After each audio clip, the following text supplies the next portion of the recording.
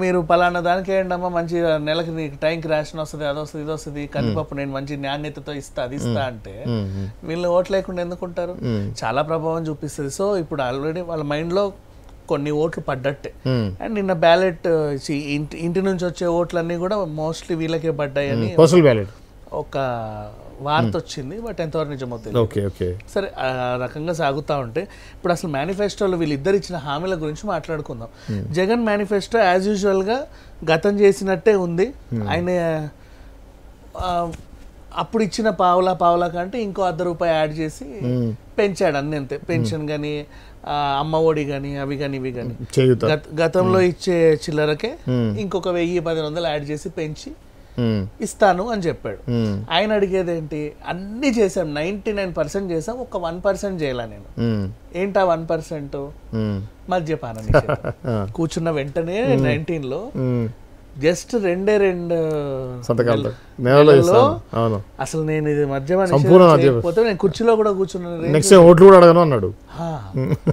కానీ ఆ ఒక్కటే మెయిన్ చేసాడు.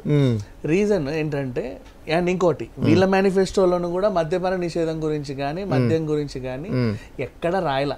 పాసిబిలిటీ లేదనే విషయం చంద్రబాబు నాయుడు గతంలో చెప్పాడు. గీత కార్మికులకి న్యాయం చేస్తా అన్న అక్కడ దాకా వచ్చినాడు. గీత కార్మికుల వరకు వచ్చినోడికి మద్యపాన నిషేధం గుర్తు రాదా?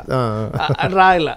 సో ద రీజన్ ఏంటంటే అందరికి అర్థమయ్యేది, ఇప్పుడు ఈ హామీలన్నీ అమలు చేయాలి అంటే రాష్ట్రానికి వచ్చే ప్రధాన రెవెన్యూ మద్యపానమే.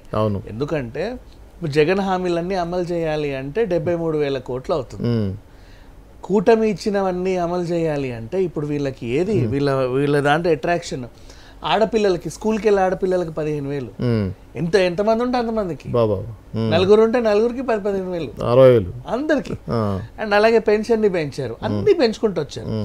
మహిళలకి ఎంతో, మళ్ళీ ఉచిత బస్సు, సేమ్ ఇక్కడివి కర్ణాటక మన కాంగ్రెస్, తెలంగాణవి 2 ఉన్నాయి, ఫ్రీ సిలిండర్లు 3, ఇట్లాంటివన్నీ చెప్పేసరికి అటువైపు చాలా మంది అట్రాక్ట్ అయ్యారు. ఇప్పుడు అవన్నీ అమలు చేయాలి అంటే వీళ్ళకి 150,000 కోట్లు కావాలి. అవునా? అవన్నీ ఎక్కడి నుంచి తేవాలి? అప్పుడు 100కి 100% మేము అమలు పరుస్తామని చెప్పి 1% ఒక్కటి చేయలేదు, అది చూస్తామని ఎందుకు చెప్తారు? ఆ 1%ఏ మెయిన్ పర్సెంట్ మద్యపానం. అక్కడి నుంచే రెవెన్యూ వస్తుంది యథేచ్ఛగా, అక్కడి నుంచే రెవెన్యూ రావాలి. ఎందుకంటే మందు ఒకటే ఎంతకైనా అమ్ముకోవచ్చు, ఎప్పుడైనా అమ్ముకోవచ్చు, ఎప్పటిదాకైనా అమ్ముకోవచ్చు, ఎంతమందికైనా లైసెన్స్ ఇచ్చి ఏమైనా చేయొచ్చు. రైట్, అదొక్కటే. ఎంతమందినన్నా తాగుబోతుల్ని చేయొచ్చు హ్యాపీగా. సో దాని మీదే ప్రధాన రెవెన్యూ ఉంటుంది. కాబట్టి వీళ్ళు ఇచ్చిన హామీలన్నీ అమలు పరచాలి అంటే అదే. జగన్ కూడా ఎలా ఇచ్చాడు లాస్ట్ టైం, అవన్నీ ఇచ్చాడు, ఇవ్వలేదని కాదు. జగన్ చేసిన దాంట్లో నిజంగా ప్రధానంగా చెప్పుకోవాల్సింది విద్య, ఆరోగ్యం. స్కూళ్ళన్నీ బాగు చేయించాడు, వాళ్ళందరికీ ఇంగ్లీష్ నేర్పించాడు. ఆ ఇంగ్లీష్ ని కూడా మళ్ళీ తెలుగులోకి అనువదించి ఇంకేదో చేసి చాలా అంటే సున్నితంగా వెళ్ళాడు విద్యా విషయంలో. ఆరోగ్య విషయంలోనూ పెద్దపీట వేసాడు. అవన్నీ ఇవ్వాలి అంటే ఆయనకి రెవెన్యూ కావాలి.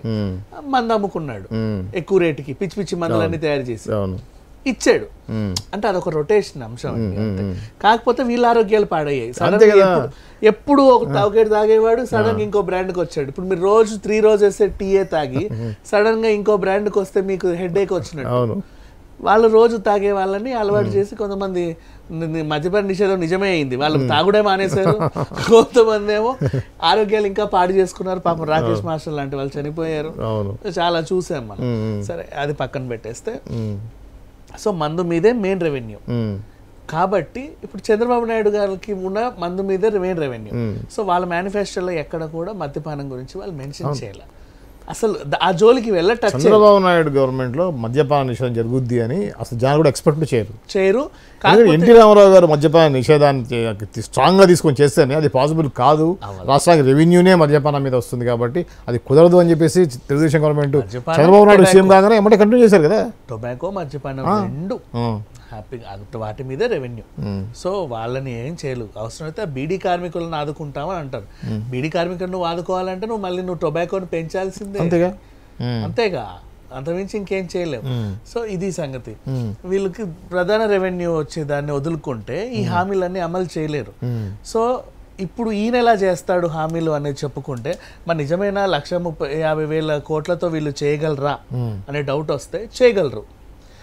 వీళ్ళు ఏం చేస్తారు, ప్రధాన నెగిటివిటీ ఏముంది మద్యపానం మీద ఏపీలో? బ్రాండ్స్, పిచ్చి బ్రాండ్లు, రేట్లు ఎక్కువ. బ్రాండ్స్ ఇమీడియట్ తీసేస్తారు, డౌట్ లేదు ఆ విషయంలో. దాన్ని ఇమీడియట్లీ తీసేసి వాడికి రెగ్యులర్ గా దొరికే మందే ఇచ్చాడు అనుకో, అవును, హ్యాపీ.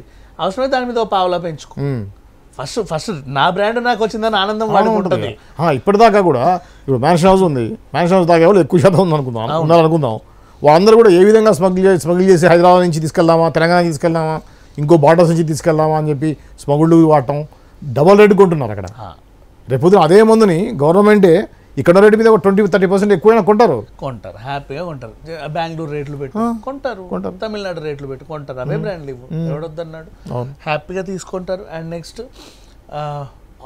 పర్యాటక రంగాన్ని డెవలప్ చేస్తారు. అవును, ఇవన్నీ చేస్తే ఎక్కడో దగ్గర నుంచి ఆదాయాన్ని తీసుకొచ్చి ముందు అమలు పరిచే ఏవైతే ఉన్నాయో ఇవి చక్క పెట్టచ్చు. ఇప్పుడు వాడు నిజంగా అక్కడ ఏపీలో వాళ్ళు మద్యపానాన్ని గతంలో లాగే అమలు చేస్తే ఈ రెవెన్యూ వీళ్ళు ఇవ్వచ్చు, సాధ్యమే.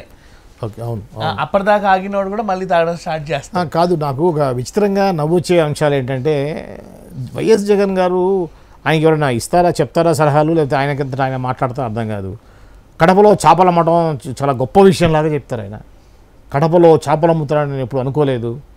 చేయూత అంటే ఏంటి, చేపలు వాళ్ళకి ఇచ్చి వాళ్ళతో దాంట్లో చెరువులో వేసి దాన్ని పట్టడం, వాళ్ళకి ట్రైనింగ్ ఇచ్చి పట్టడం కూడా చేయూతే అని నేను మాట్లాడుతున్నా. చాలా మంది నవ్వుకుంటున్నారు, ట్రోలింగ్ చాలా కనిపిస్తాను. ఆ రీజన్ యాక్చువల్లీ ఆయన చెప్పింది ఒకటి, వీళ్ళకి అర్థమైంది ఇంకోటి. ఏంటంటే కడప డ్రై ఏరియా కాబట్టి, డ్రై ఏరియా, దానికి ఇదేంటి పంటలకు పనికిరాని ఏరియా. ఎప్పుడో ఎవడో వజ్రాలు దొరుకుతాయని ఏరుకునే ల్యాండ్లు అయ్యి, అవునా, ఇష్టం వచ్చినట్టు తవ్వి అక్కడో ఇక్కడో ఆ టైప్ ల్యాండ్లు దేనికి పనికిరావు. అట్లాంటి వాళ్ళకి స్టార్టప్స్ నాలెడ్జ్ ఏమి ఇచ్చారంటే, రాజస్థాన్ ఎడారే, అక్కడ జరగాల్సిన బిజినెస్ అక్కడ ఉంటుంది, ఎక్కడ జరగాల్సిన బిజినెస్ అక్కడ ఉంటుంది. సో ఈ ప్రాంతంలో మీరు చేపల చెరువులు, రొయ్యల చెరువులు వేసి పెట్టి చూడండి, వస్తాయేమో. ఆ టైప్లో అక్కడికి వస్తే వాళ్ళందరూ చేపల చెరువులు పెట్టుకొని, ఇంతకుముందు కాకినాడ నుంచి రాజమండ్రి నుంచి ట్రైన్లో ఇంపోర్ట్ అయ్యేది, అవునా. ఇప్పుడు ఆ ఇంపోర్ట్ అయ్యి బజార్లు అమ్ముకునేవాళ్ళు. అప్పుడు వాడు ఎంతకి 200కి కొని 250కి అమ్ముకునేవాడు. ఇప్పుడు 250 రేట్ అలాగే ఉంది, కానీ వాడే పండించుకుంటున్నాడు. ఆ లోకల్ వాడికి ఇప్పుడు అది 100కే దొరుకుతుంది, సేమ్ 250కి అమ్ముకుంటున్నాడు. సో గతంలో కంటే ఇప్పుడు ఇంకా లాభాలు వచ్చి ఇంకా డెవలప్ అయ్యి వాళ్ళు తక్కువ టైంలో బాగా డెవలప్ అయ్యారు. వాళ్ళందరూ ఆయనకు చెప్తుంటే, సార్ మేము ఇలా అయ్యామండి, మాకు అసలు ఏ వ్యాపారము లేదనుకునే వాళ్ళము, వీటి వల్ల మేము ఇలా తయారయ్యామని చెప్తుంటే అది ఆయన గొప్పగా అనిపించి ఆ సందర్భాన్ని చెబితే చూసే వాళ్ళు దాన్ని అర్థం కాక ట్రోల్ చేశారు. అంతేగాని ఈ విషయం మాత్రం కరెక్ట్ అని మంచిగానే చెప్పాడు. మన మేనిఫెస్టో విషయానికి వస్తే, ఈ మేనిఫెస్టో, కూటమి మేనిఫెస్టో అమలు అవ్వడానికి అయితే పుష్కలంగా రీజన్ ఉంది. వాళ్ళు కనుక మద్యపానాన్ని సేమ్ లాస్ట్ ఎలాగైతే ఉందో అలాగే పెడితే ఛాన్స్ ఉంది. ఎందుకంటే అప్పటిదాకా దాహార్థులందరూ కూడా తీర్చుకునే అవకాశం వచ్చింది. కానీ